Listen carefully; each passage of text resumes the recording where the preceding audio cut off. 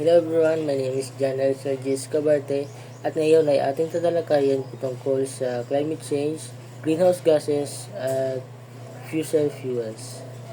Ano nga ba ang climate change o pagbabago ng klima? Ito ay tumutukoy sa pangmatagalang pagbabago sa pattern ng panahon sa buong mundo. Ito hindi lamang sa tag-init ng mundo, bagkus ay isang komprehensibong pagbabago na kinabibilangan ng mga pagbabago ng panahon tulad ng tag-ulan, tag-init, niebe, at iba pa.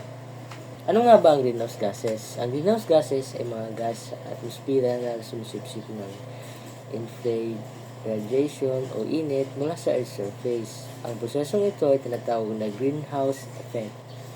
At ito ay mahalaga para sa buhay sa Earth dahil pinapanatili nito ang temperatura ng planeta na sapat na mainit para sa organismo ng buhay.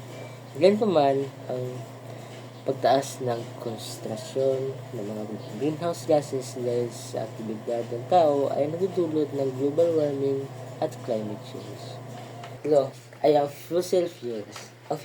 Ang fossil fuels ay mga nasusunog na materials na nagmula sa mga labi ng mga sinaunang organismo o hayop at halaman na buo sa ilalim ng lupa sa loob ng milyon-milyong taon dahil sa matinding init at presyon. Ang pagbabago ng klima, greenhouse gases at fossil fuels ay magkakaunay ng mga konsepto na naglarawan ng isang seryosong krisis sa ating kapaligiran.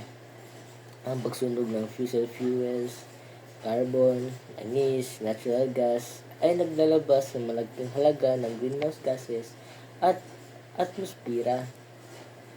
Ang mga greenhouse gases na ito tulad ng carbon dioxide, methane at nitrous oxide ay sumisipsip ng init mula sa araw na nagdudulot ng greenhouse effect. Habang tumataas ang concentration ng mga greenhouse gases dahil sa patuloy na paggamit ng fossil fuels, lumalala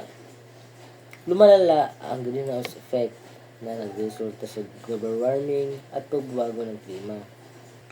Ang climate change ay nagdudulot ng iba't ibang negatibong epekto sa ating planeta, kabilang na ang pagtaas ng level ng dagat, mas matinding bagyo, at pagbabago sa pattern ng panahon.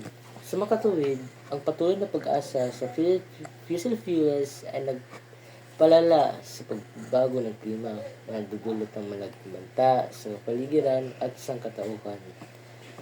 Ang paglipat ng mas malinis at renewable na mga pinagkukunan ng enerhiya ay mahalaga upang mabawasan ang emisyon ng greenhouse gases at mababagal ang pagbabago ng klima.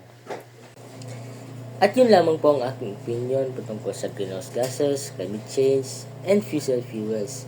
Maraming salamat sa panonood, and to God be the glory.